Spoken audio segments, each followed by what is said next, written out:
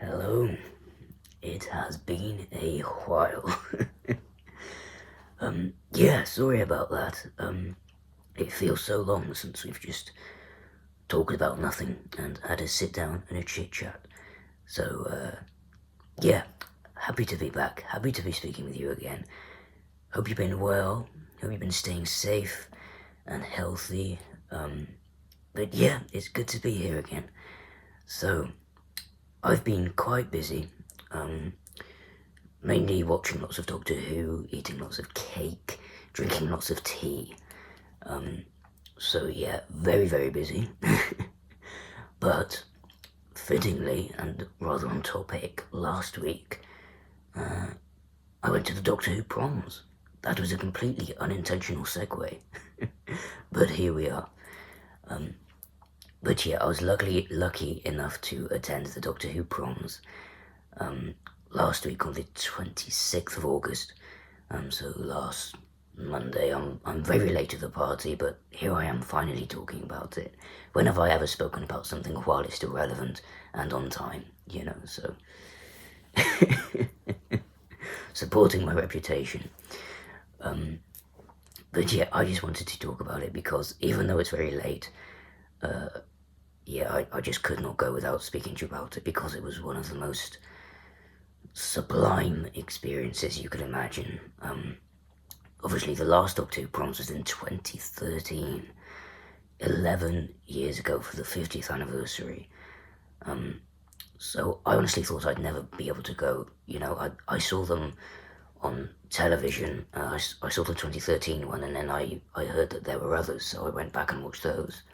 And well, needless to say, I absolutely loved them. I became obsessed. I thought it really showed off the music, which I'd always admired in this show, and I felt like it never got the attention that it deserves. So finding out that these events existed just to purely celebrate the importance of the music in the show and the significance of how it started, how it's developed, all the people who have played a part in it really was amazing.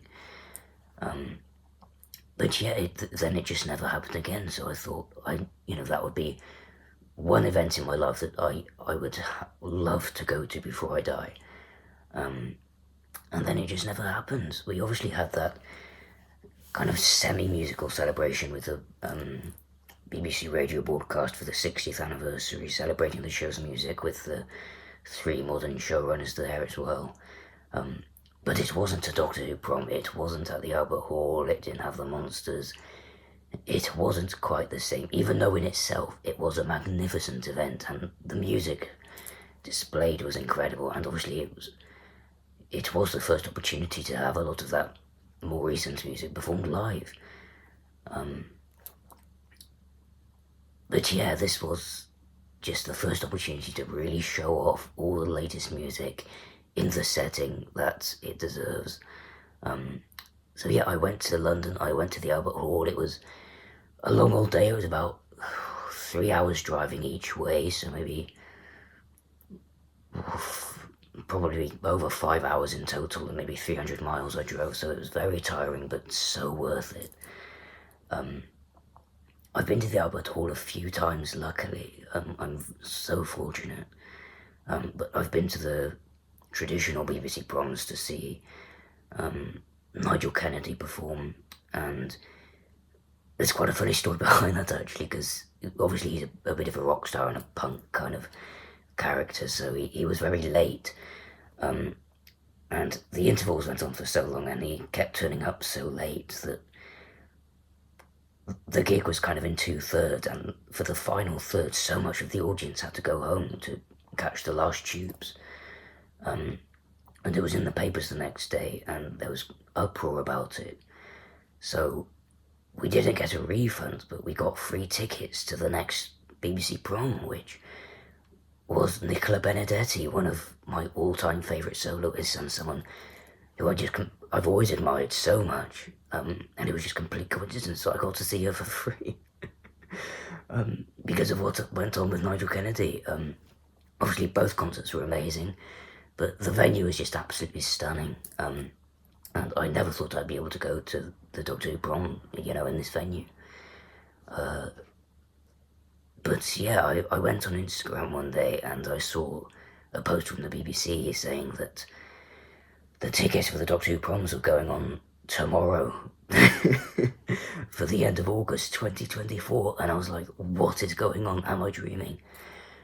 So obviously I set my alarm and I got up first thing and made sure to get the tickets. I went with an old school friend who I've seen probably once since school. So it was amazing seeing them again and just enjoying this event. It did not disappoint. The music was amazing. The venue is obviously always stunning. The Albert Hall never disappoints.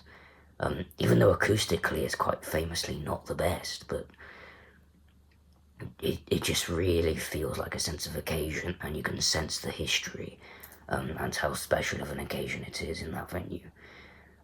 I had a great view, luckily. I was quite nervous when I turned up because I was to the far side of the stage and quite high up, but it turned out to be a great seat. I could see everything. I could see probably 2/3 of the orchestra. I could see the TARDIS. I could see all the soloists, all the singers that came out. And obviously they have the big screens, you know, to see all the footage. So yeah, it was a great view. I wasn't obstructed at all by the barriers. It was just gorgeous. Catherine Tate was the host, who was absolutely hilarious, by the way. I've always loved her outside of Doctor Who, you know. She's just one of the funniest actresses of our generation. And she's become such an important part of our culture, I feel, as well. So it was a privilege to get to see her in the flesh.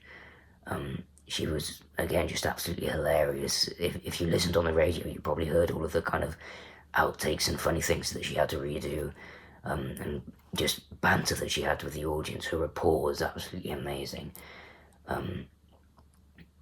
So yeah, unfortunately, that might be cut out of the final edits, which I believe is going to be televised on Christmas. So if you didn't get to enjoy the live broadcast, or were lucky enough to attend in person, then it will be televised on Christmas.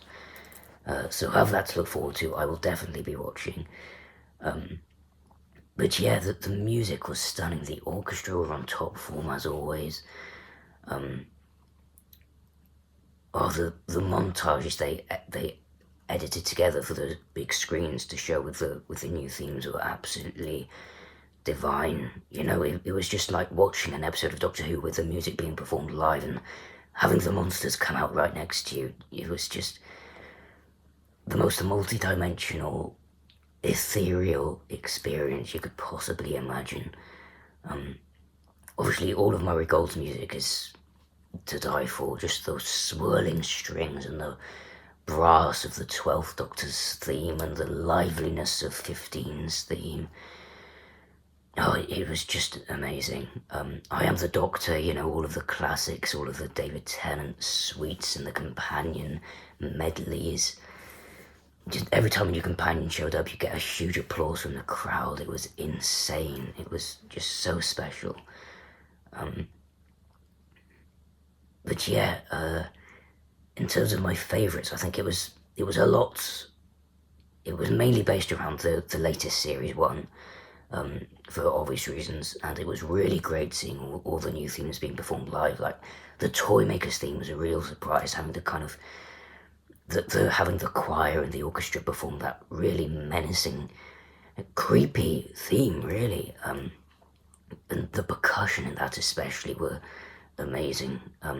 The sounds were really quite different to what we were used to. So seeing that live was really something to hear. What other highlights can I think of? Obviously, the final theme at the end was amazing, and as an encore, just as you know, people thought we'd be standing up to walk out. They showed on the screens the final scene in The Devil's Called. Of there's always a twist in the end, and then you have these just huge groups of dancers come out on stage and in the audience aisles just dancing and singing. And I've never been a fan of that scene. You know, I'm not really a fan of that music. The song didn't really hit for me.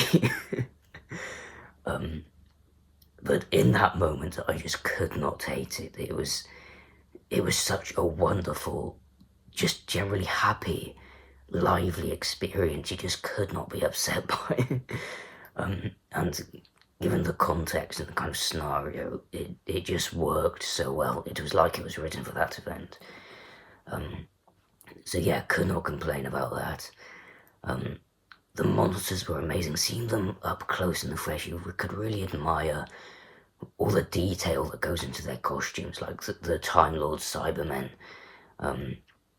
I've forgotten the name of the bird creatures we saw in Rogue in season 1. They came out on stage and their masks were just absolutely beautiful. And obviously the way these characters are acting, it's like they are the monsters in the show, so they come out playing these characters, and it really kind of brings a sense of bringing the episodes to reality. It doesn't feel like a gimmick or like they're just trying to kind of please the children in a sense. It really feels like you're there in the episode. My personal favourite, which was a great surprise actually, was the Peg Dolls from the Matt Smith episode. They were just so creepy. So there were 3 coming down one of the aisles and to the opposite side of the hall from me, and there were 2 towards the back that were definitely actors in costumes, but the one at the front was so creepy, and the arm was kind of dangling on strings separate to the torso, and the feet and the legs were so disjointed, and the way it was moving and kind of stumbling down each step like it was being puppeted. I'm honestly not even 100% there was a person inside there, because there were strings attached, but obviously for the effect anyway. But the way it was moving and the way it was being performed, I feel like it might have actually been a life-size puppet. Because it just felt like a step up from the other 2, and it seemed like significantly different to the other 2. It was so creepy. It was my personal favourite because I was not expecting those monsters to come out. Like, they've never been shown in previous kind of events like this, and it's not really a largely spoken about episode really, but the monsters were just so creepy, and like, I felt genuinely frightened by it, seeing them in person and seeing these horrible kind of puppets stumble down the stairs, like obviously in this real life environment, in the real world.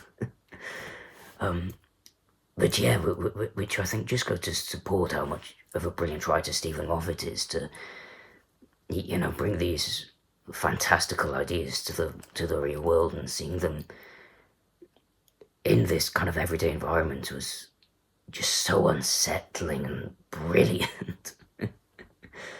And then, obviously, at the end, we also had Anita Dobson come out as Mrs. Flood, which was such an unexpected surprise. Who saw that coming? Not me. She was full-on Mrs. Flood character, in full costume, just delivering all these iconic lines, but kind of also having a humour, like, with the audience, kind of really playing into her Cockney side, and her EastEnders past, so it was kind of an extra level of humour and, kind of fourth wall breaking with the audience, but not quite breaking out of character, It was really funny to see, and obviously a major tease as to who she is, and kind of keeping us on our toes, as always. Speaking of which, Russell T Davies was in the crowd, along with Sagan Akinola, Murray Gold, and Phil Collins, I believe. Russell T Davies I could see very clearly. Murray Gold I couldn't catch a glimpse of until he came out on stage at the end, which was great to see. I'm so glad he did. And I don't believe I saw Sagan Akinola because I was in the afternoon performance and there was another evening performance after that, of which I believe Sagan attended. And I believe he came out on stage at the end as well, which I was very relieved about, because I did feel bad in my afternoon performance that Sagan Akinola didn't quite get the credit that he deserved. Obviously, it's so difficult because Murray's written from Series 1 to Series 10, and obviously the later series as well, of which the concert was heavily based around. So of course he's going to have a bias. And Sagan Akinola well, not only was he able to write for just 3 series, but obviously he only had one Doctor to write for, one set of companions to write for. I mean, Dan didn't have a theme really. I don't think any of the characters. Maybe Yaz possibly had a theme attributed to her, but it was more just like the 13th Doctor's theme and some episode from some of the monsters and kind of the Master theme and things like that that were played live. So it was unfortunate that there wasn't that much, but I think his era was kind of so atmospheric and experimental that it doesn't quite play into the setting of a prom like Murray Gold's music does, with the kind of more traditional orchestral setup.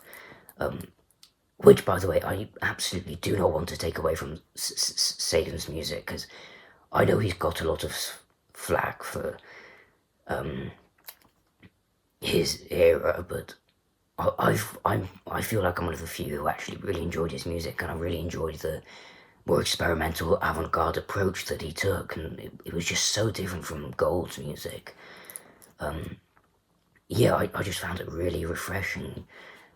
So even though it doesn't quite play itself into the setting of a prom, I enjoyed the episode, and I enjoyed the music in the episodes, for sure. So it's understandable that he couldn't quite have as much a presence as Murray Gold in the prom, but for me that absolutely doesn't take away from his importance in the music of Doctor Who. So yeah, all credit to him, and I'm glad he did attend the evening performance and came out on stage at the end, because he deserves the attention, no matter what you think of his music. Yeah, to be honest, I think that's all I have to say. The only thing I would say is kind of not a complaint, but something I'd just like to have seen more of was more actors from the show and more music from the classic era, because I understand how busy Ncuti and Millie are, but they've had previous Doctors and previous companions turn up in the past. And if Catherine Tate could turn up to host, then I don't see why they couldn't get previous companions and actresses and actors to play a part as well, especially in the companion suites and all of the montages from the past that we were presented with.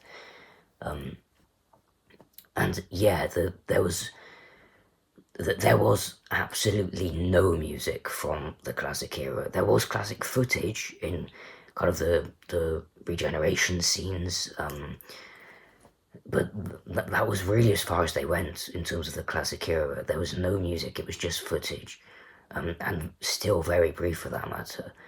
So yeah, the one thing I would have wished for was at least just a medley of the classic era, celebrating the most famous themes, like the Tomb of the Cyberman theme, or the theme as Susan Foreman leaves the TARDIS in the Dalek Invasion of Earth. Just things like that, and the Tollmaker regeneration theme, and music that we've seen in previous events like this. So I was really surprised actually that they didn't just play any of those kind of previous themes that we've heard before. So that was the only slightly disappointing thing that I could possibly mention, but it really pales into insignificance in reflection of the whole thing. So yeah, please, if ever you get the chance, I hope that this means that they're going to do more of this in the future, because it's such an important thing to celebrate and such a significant event in the culture of our country, not just the show, but of our country and media history in general. But yeah, please watch it on television. Oh, there's one thing I forgot to mention actually, speaking of it being televised. I think I might end up on the final edit. Because before the encore of There's Always a Twist at the End, they obviously played the Doctor Who theme tune as the final official,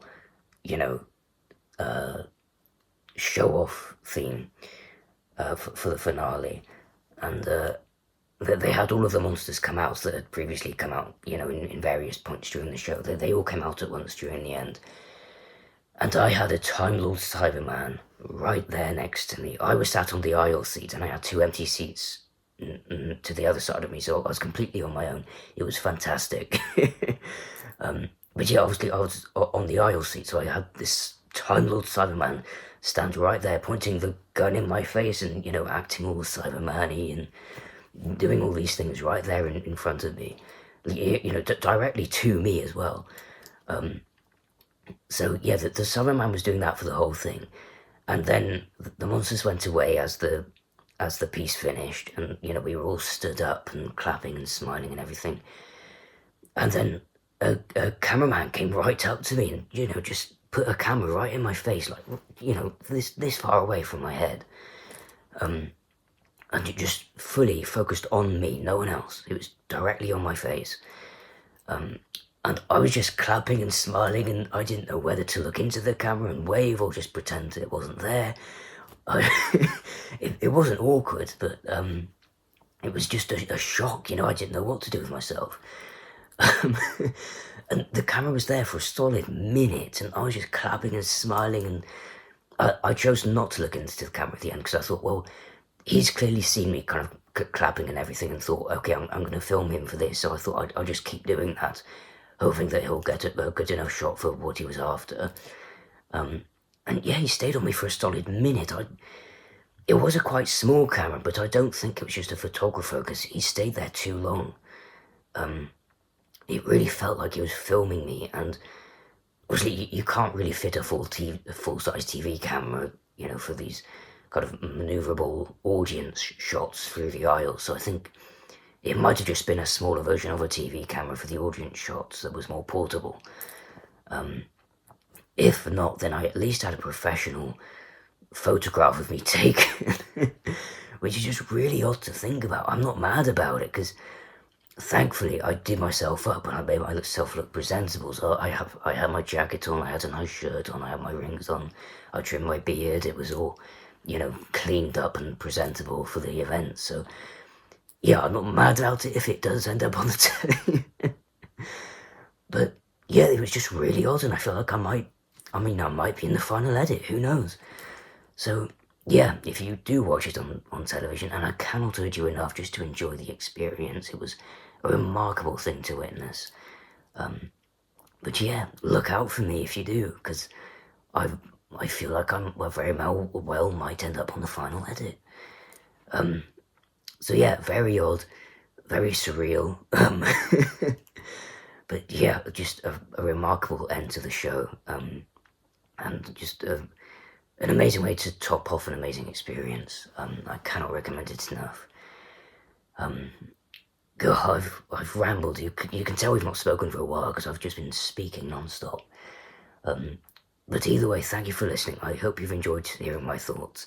If you're lucky enough to attend or you heard the radio broadcast, I'd love to hear your opinions on it. Please, let's keep this chat going.